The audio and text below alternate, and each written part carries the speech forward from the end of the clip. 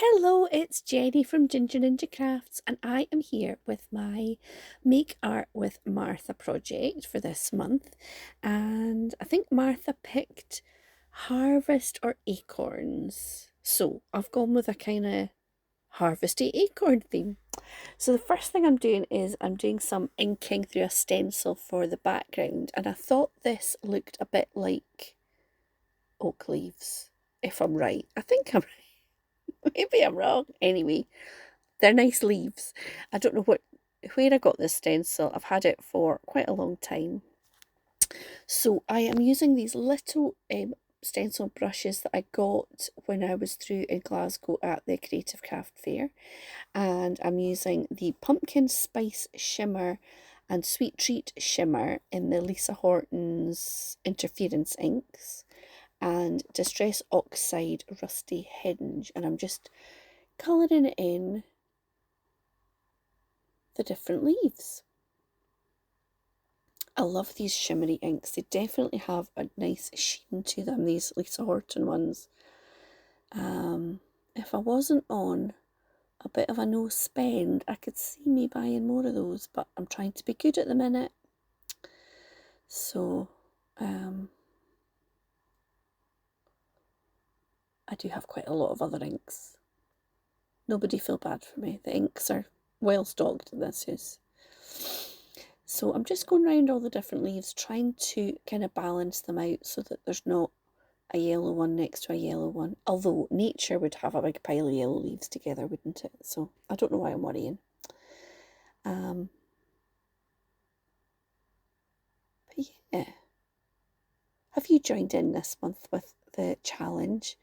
I was trying to think, should I make something more interesting than just a card? Because I make cards most of the time. And then I decided, oh no, I'm just going to make a card. So I've already picked out well, just under 6x6 white card blank. Now, at this point, I decide there's little kind of dots as if they're berries, and there's little random shapes. So I've gone away to get some green and some red.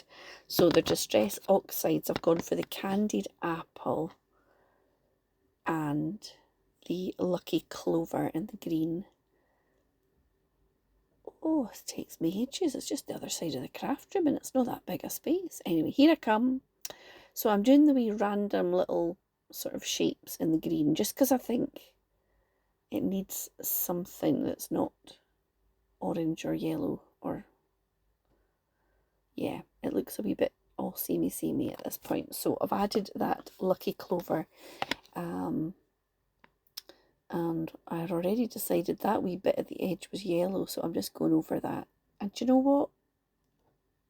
It maybe looks slightly different shade of green, but it's alright. And then the little red berries. And I really like that pop of green and red. I think it's brightens up. Now, I already have quite a lot of die cuts that I did in a previous video where I had some, what do you call them? Alcohol inks I'd been playing with on vellum and on Yupo, and I'd cut them all into leaf shapes. And I also made some little pumpkins. And I had some acorns cut out and some autumn greeting sentiments. Now this was some autumn coloured craft that I got in Hobbycraft, and I just tried the different colours to see which one I wanted to use for a mat, and I went with a sort of darker orange. So I think it looks quite nice. I'm just trimming off any of those wee little rough edges I get. And then I'm going to stick that in place.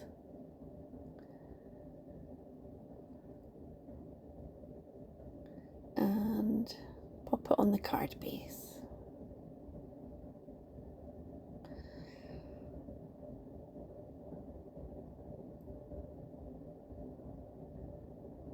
Now that is pretty nice, but I do need to include the acorns and stuff. So I've just pulled out the little autumn greetings, a couple of pumpkins, because that's kind of harvesty like, and some of these little acorns.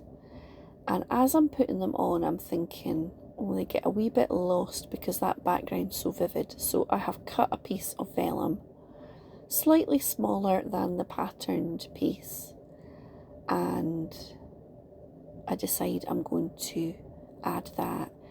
So if you have a background that is just a bit too strong and you can't really see what your focal images are, it's a great tip to just pop some vellum on. And what I'm doing is I'm sticking everything onto the vellum first, so then I can glue behind all the items, and when I'm sticking it onto the pattern you won't notice the glue so much. Now I have to say I don't think it's too much of an issue because the pattern kind of takes your eye away from the glue dots. That's what I think anyway, but that's what I'm going with. So I decide to do 2 at the top to kind of balance out, because I've got the sentiment and the one at that side. So I'm just going to stick that on, and everything's kind of good.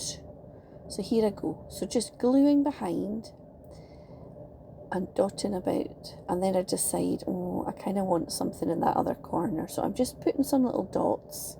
And can you guess what I'm going to dot over the top? All together now. Nouveau drops. Yes, you're right. So I just press all that down. Sorry if you can hear my washing machine down the stairs. It sounds like it's about to take off into outer space. And so yeah, a few little Nouveau drops, and then that is it. So here is, I don't know why I've turned the camera the wrong way, but that is a wee close-up. I hope that you like. I hope that you approve Martha and it's acorny enough, and I'll be back very soon with another video.